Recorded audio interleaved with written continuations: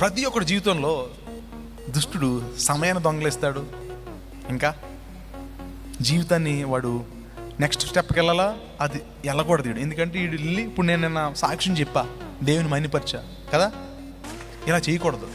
వాడి ప్లాన్ అది. నువ్వు అస్తమానం ఏడుస్తా నీ బతుకంత భారంగా ఉండేటట్టు నేను ఉంచుతాడు దుష్టుడు.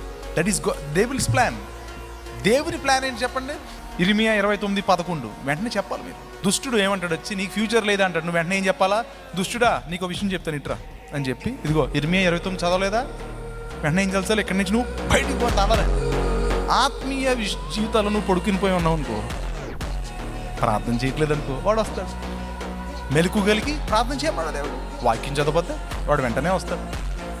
అది పప్పెట్టు చూసారా, వాడే ఇలా పెట్టుకుని ఏంటి బాగున్నావా అంటాడు, ఇలా అంటది, యాక్షన్ చేస్తాడు. సో నువ్వు నెలకోసారైనా ఉపవాసం లేకపోతే ఏంటి తెలుసా, అది దృష్టిని చేతులు నువ్వు కిలుపొమ్మాయి. You have to pray. ఎందుకు? ఆత్మ విషయాలు అర్థం అవ్వాలంటే శరీరం చావాలి. శరీరం చావాలంటే ఉపవాసం ఉంటుంది.